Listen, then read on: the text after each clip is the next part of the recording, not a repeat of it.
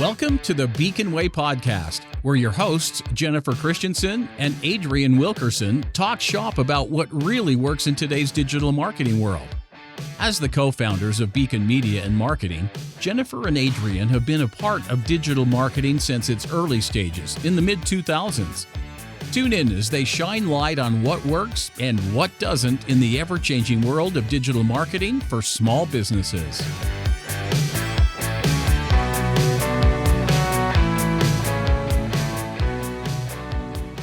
Welcome back to the Beacon Way podcast, and really excited today. This is Jennifer Christensen, one of your hosts. Really excited to have Dan Fantasia. Am I saying that right, Dan? Fantasia? Yeah. You asked me that? That's right. Yeah. I love that. It's my favorite Disney. So there you go. But we are talking really interesting subject. This has come up a lot, even on other podcasts that we weren't necessarily talking about this with an expert. But we're talking about recruitment. We're talking about Dan's got incredible experience in this over 20 years and just what's happening in the market. What is he seeing? Let's find out a little bit about his story and how he got started into this. And then we'll talk some trends. And I'm actually really excited because Dan does sales recruiting only. Is that right, Dan? Yeah, that's right. So that's fascinating in and of itself. But welcome to the podcast, Dan. Yeah, thanks for having me. I appreciate it. Awesome. So for those of the people listening that don't know you, tell me a little bit about how did you get into this? You said over 20 years ago you started the company. Is that right? That's right. I started the company in 2001. I'm going on to our 23rd year in March. Congratulations. As an entrepreneur myself, that's just a huge deal. Once we get past that 5-year mark, it feels there's a little bit of a stake in the ground, right? Yeah, I think even the 5-year mark, I'd say it's more, I don't know if there's any mark, but every year gets better. And I think it's, even for us, it's probably more around the 10 plus year mark. But for me personally, I fell into it. I had no idea what recruiting was when I got into it. Like most people, I think a lot of people fall into it, although now more people know about it. So it's a little bit different, but I got into the business actually in 1997, and I was basically in sales and running a small company. I was ready to move on. I was looking to expand my wings, and I went to a recruiting firm, which at the time, believe it or not, I didn't even know what recruiting firms did. Right. And even today, when I talk to people, a lot of people still don't know exactly what we do, but went to a recruiting firm. I started interviewing. I was looking at software sales positions. And the CEO said to me, wait a second, before you consider any of these offers, why don't you consider this? And I was like, what the heck is this? I was like, tell me more. And he told me more about it. I loved the culture, the company. I liked the fact that we were helping people.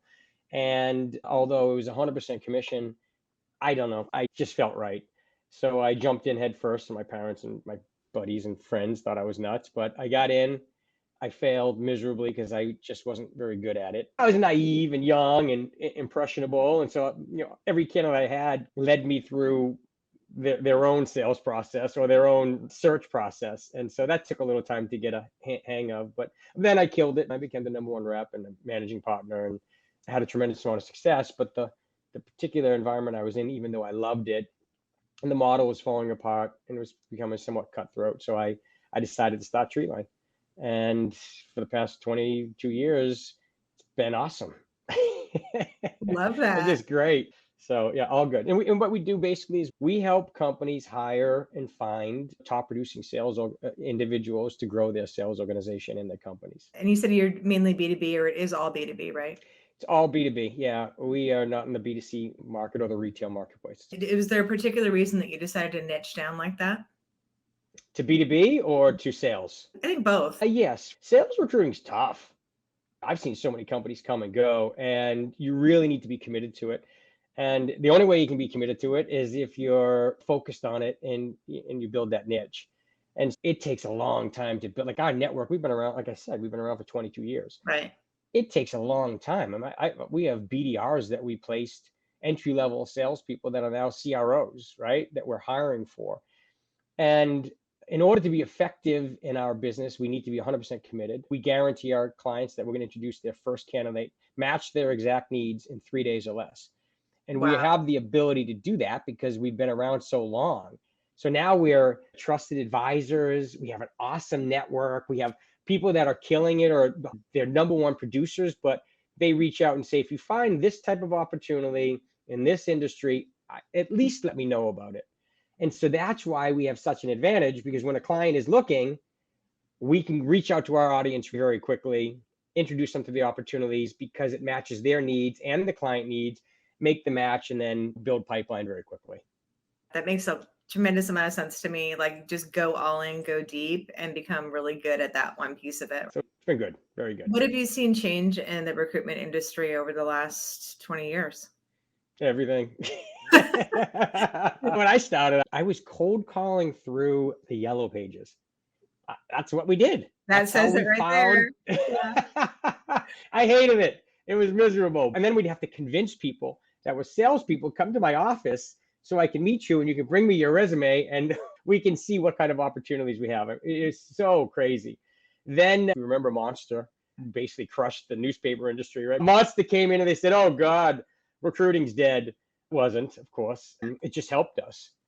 And then, of course, LinkedIn came in and people were concerned that recruiting was on death's door, but it was not accurate. Now AI is popping in. And again, it's the reason why recruiting, I don't, at least I might be ignorant, but I don't, and maybe I'm biased, I don't think it's going anywhere because it takes so much care to speak with an individual, understand them, figure out what they want to do, find a good culture fit, match them to another organization that shares the same core values. And AI, LinkedIn, Monster, all of them, you still need human capital to talk to and interact with each other to understand if a fit is a good fit or not. And so if still someone could pull like human interaction out of the interview process, I just don't see how it goes away ever. It's always faster and easier to find maybe someone that looks like the right fit, but then you've got to call them. The money's wrong, the location's wrong. There's a million things that still needs to happen. Finding a resume is a small piece of making a good match.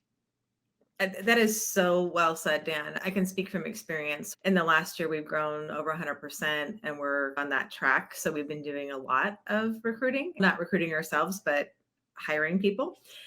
Yes. And I could not believe this last time around how incredibly difficult the process was. It took our CEO literally out of her job almost for 8 weeks straight when we had to hire about 6 people. And AI, actually, we didn't use AI for it because when we first started looking into it, we were seeing that people were being pushed out because they didn't have certain keywords, certain things like that in their resume, and we didn't want to do that. But most of the positions we were putting out there were getting 300, 400, 500 applications, and the manual time to go through that, it was mind-numbing. And our culture is so critical to who we are as a company that what we've decided to do is to have our CEO interview anybody who we think is a good candidate up front to really make sure they're a cultural fit. I was so like, we can never do this again. We cannot. We did hire some amazing, amazing people by doing it that way. But the time, the investment, the hours, you're probably talking 1,000 hours total from our staff time. And then we did still have a couple mistakes. Even after all of that, we didn't vet certain things properly. So it was like, okay, we can't do this again.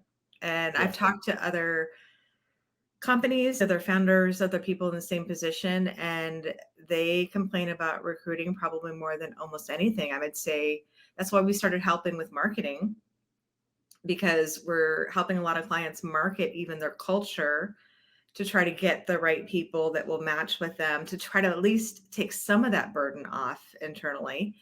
So tell me how you solve that for companies like us and other companies. You told me, I think before we got on this, 3 or 4 days you try to help people find the right?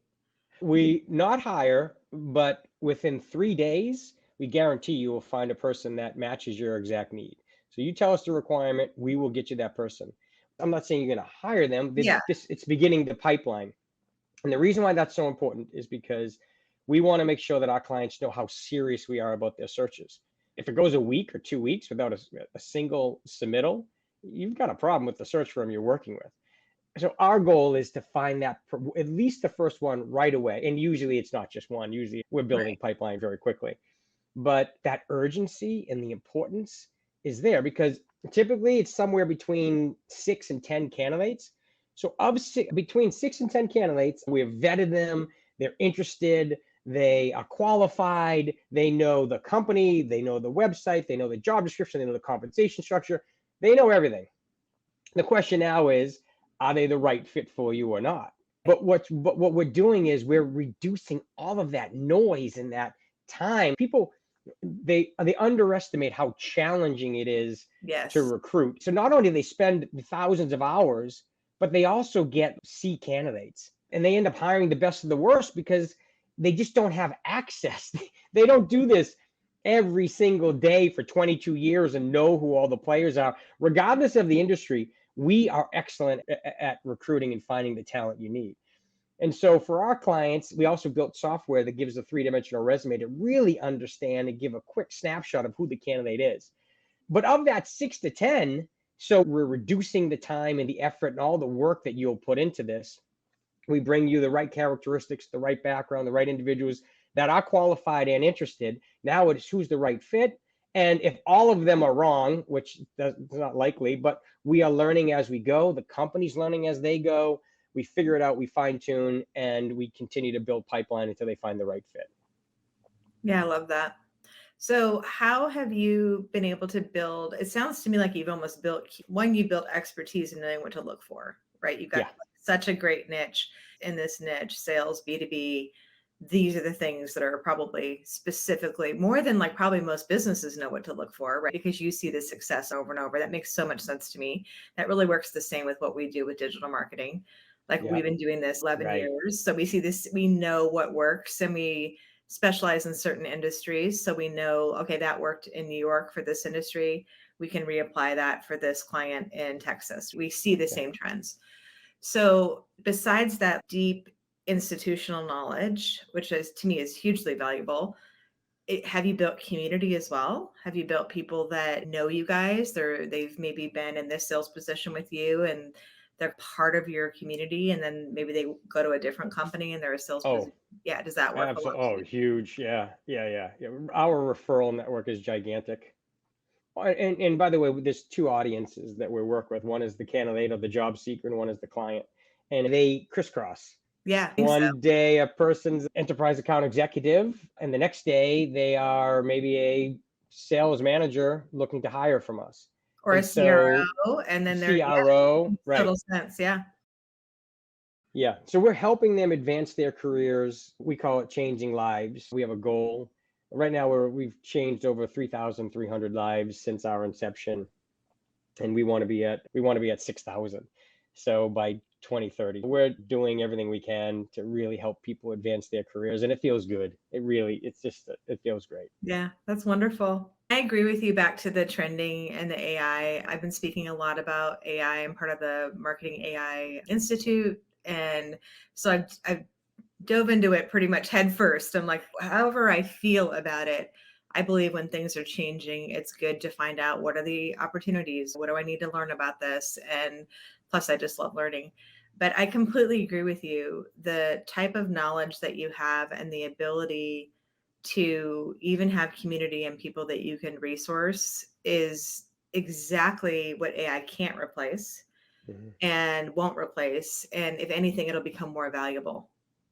I really believe that. The more that you have that ability to sift through the noise, you can use AI eventually, probably, or maybe you're even using it now to maybe make some of your systems a little easier, your processes easier. I think all of us are going to eventually do that so we can compete better. But it's going to be that human capital part of being able to analyze, have community, your own brand that people are connected to, that's going to really have the higher value. Just think about if you were interviewing at a company and you didn't meet anyone there. You need people. We're going to work together on teams together. And so there is human interaction. I don't think AI will replace the recruiting industry. And anyone that says it will, I think, doesn't really understand the recruiting field. Yeah. The only thing I could see it replacing, and it's already happening in our industry, is I would say the players that are just doing really shoddy work. So Totally. Yeah. So if they're not doing anything better than a bot can do, then I feel like they deserve it. So Right. no, I completely Right. agree with that. So what do you see trending? I had mentioned before we got on this call that we've been following some really good information in the financial markets from Vistage and some of the other sources that we're a part of. And I really appreciate just that kind of forward trending as a business owner. What do you see from your side in recruiting? I know it's changed dramatically over the last 20 years. I can't even imagine 2008 for you. But what do you see in the next 5 years? You said 2030. What do you see as you're moving forward? Yeah, it's hard to tell. Right now, what we see is companies are, oh, I'd say companies and VPs and CROs, they're worried, right? They're not hitting their numbers right now. They're feeling pressure to hit those numbers. Things have slowed down a little bit. And so as a result, it's hard to tell. I'd like to say, and usually coming into Q4, we have a big uptick in activity, which we have had some uptick this past coming into Q4, but not crazy. So I don't know. We're usually a leading indicator, right? We see when the market starts to struggle, salespeople start to get let go. And when Right. it starts to pick up, salespeople start to get hired. And so if we're talking about the economy, I don't know. I don't know if we're going to see it somewhat sluggish for the quarter and the second quarter. And and I know this is my honest opinion, positive, negative, what have you. I don't know. It's so hard to tell. I do think that at some point when the dust settles, and because of AI, there's going to be a big spike for Mhm. certain and a humongous need because AI is just going to speed up what we've experienced to have what we've seen as like technology moving quickly. I think it's going to move at 10 times the speed. And there's going to be a great need. I just don't know when. Yeah. Is that like Q1? Is that next year? It's so hard to tell. I do know this. I do know companies still need our help. They are still hiring. Some companies have re-strategized and they're moving more toward a top grading strategy. Some Right. companies are just trying to understand what the market's doing and where they fit. There's just so much uncertainty right now from CROs and VPs that I think everyone is patient, but I would say sluggish compared to what we're used to. Yeah, that totally matches. We're going to anomaly business wise. And I've heard this from a lot of our vendors because we're growing so quickly, but it's because I believe we're in that specific niche of mental health and specialty Oh, healthcare. And that is doing nothing but going up, unfortunately or fortunately. Fortunately, that there's becoming more awareness. Unfortunately, that there's such a need for sure. But we're hearing that across the board, and that really matches what Vistage is saying as well. When they look at the overall economy, is they expect fourth quarter 2024 to be pretty sluggish, and there will be movement, but a lot of repositioning, right? Trying to figure yeah, out where you fit. Okay, let's position our company for what we need to, which doesn't mean they don't need salespeople. It just means they need to figure out what they need it for. And then they're predicting 2025, 2026, 2027 to be just booming. Yeah, and yeah. one of the things they're saying, this might be helpful to you if you want to pull this stat, but one of the things they're saying is that if you don't recruit in 2024 and really get your staff solid, you You'll are be in, absolutely screwed yeah, in yeah, 2025 moving yeah, forward because there just won't be people available. yeah, yeah. I can So see that. I think about that even strategically of, okay, we want to have our A players in place moving into the next wave, right? Yeah. Yeah. Awesome. I like love what you do. I love that you're excited about it and I can tell you're really passionate about helping people and I'm the same. We went into this industry to help people, to help small businesses in particular. That's been our passion from day one and it really feels good, right? Oh, It yeah. really does feel good Oh, when you make an impact. absolutely. When you change someone's life, it's awesome. By the way, the company's psyched, the candidates, everyone's happy. We have almost no turnover. And the reason why we have almost no turnover is because if we think that something's off or if it's not the perfect match, just don't hire. I don't want to disrupt someone's career. Highly recommend an opportunity, get them in the door. Both company and individual find each other. They start working Right. together. If it doesn't work out after 6 months, you feel horrible. So you're trying to really set the expectations around what this opportunity looks like, what the compensation, everything. And as both parties come together, they don't have to sell each other. let's just honestly talk to make sure this is a good match. And if that happens, you can help them really sustain a healthy sales organization that they can scale and grow, and everyone's happy. And by the way, when we do that, we get referred to more candidates and more clients, and it's just awesome. Yeah, I love that. That's a win, truly a win for everybody. I love that. Any parting words for folks that are intrigued and thinking, wow, maybe I should reach out to Dan? So what's your process? How do companies reach out to you? How does it all start? Yeah, I would say just connect. If you're listening to this podcast, connect with me on LinkedIn. It's just Dan Fantasia, easy enough to find me, Dan Fantasia from Treeline. If you have any questions, you can always go to treelineinc.com, our website, and fill out a contact us form or what have you. If you ask for me, I'll just call you, leave your phone number and email address. I'll call you directly.